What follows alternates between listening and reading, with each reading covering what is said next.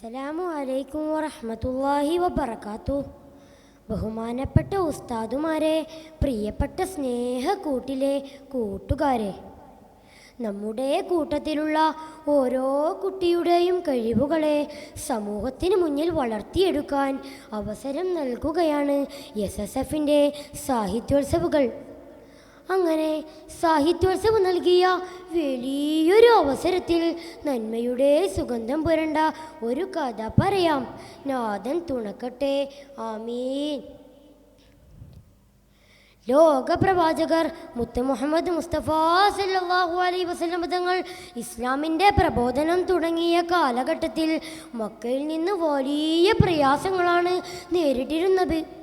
അസഹ്യമായ പ്രയാസം കാരണം പല മുസ്ലിമീങ്ങളും അബുസീനയിലേക്ക് ഹിജ്റ പോയി. ചെറിയ സമാശ്വാസം തേടി നബി സല്ലല്ലാഹു അലൈഹി വസല്ലം തങ്ങൾ തൻ്റെ ബന്ധുക്കളൊക്കെയുള്ള ത്വായിഫിലേക്കും നീങ്ങി. മക്കയെ അപേക്ഷിച്ച് ഉയരം കൂടിയ പച്ചപ്പ് നിറഞ്ഞ പ്രദേശമാണ് ത്വായിഫ്.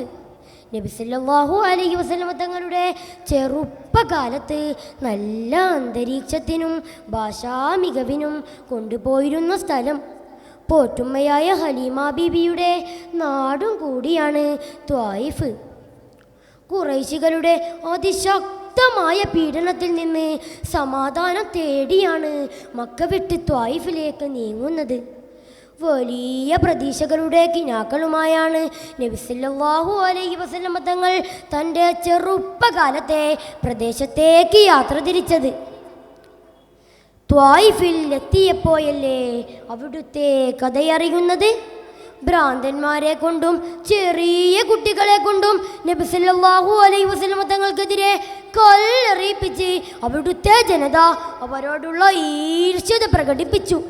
കാൽ പൊട്ടി രക്തം ഒലിച്ച് അസഹ്യമായ വേദന കൊണ്ട് വേച്ചു വേച്ചു നടന്ന് ഒരു കുന്നിൻ മുകളിലെ മരത്തണലിൽ വിശ്രമിച്ചു.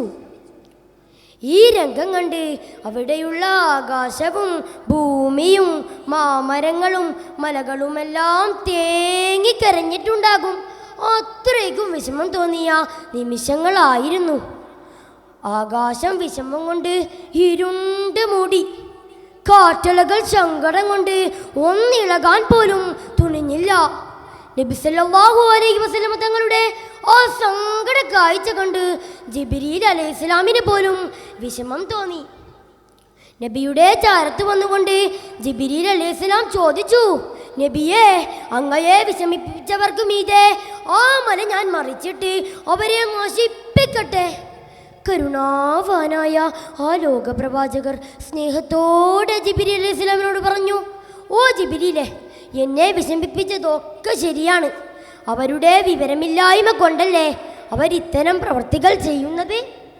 അവരിൽ ആരെങ്കിലും പിന്നീടൊരു കാലത്ത് നമ്മുടെ വിശുദ്ധ മതത്തിലേക്ക് വന്നാലോ? അതല്ലേ നമുക്ക് നല്ലത്.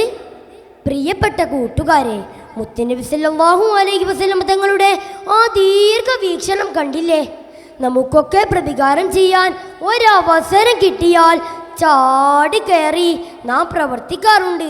അതൊന്നും ശരിയല്ല. ഓരോന്ന് ചെയ്യുമ്പോഴും അതിൻ്റെ മറുവശം കൂടി നാം ആലോചിക്കേണ്ടതുണ്ട്.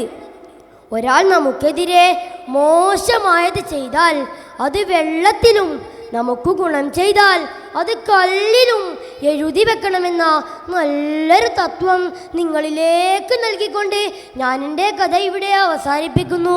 വാഖിർ ദഅവാനാ അൽഹംദുലില്ലാഹി റബ്ബിൽ ആലമീൻ. അസ്സലാമു അലൈക്കും വറഹ്മത്തുള്ളാഹി വബറകാതുഹു.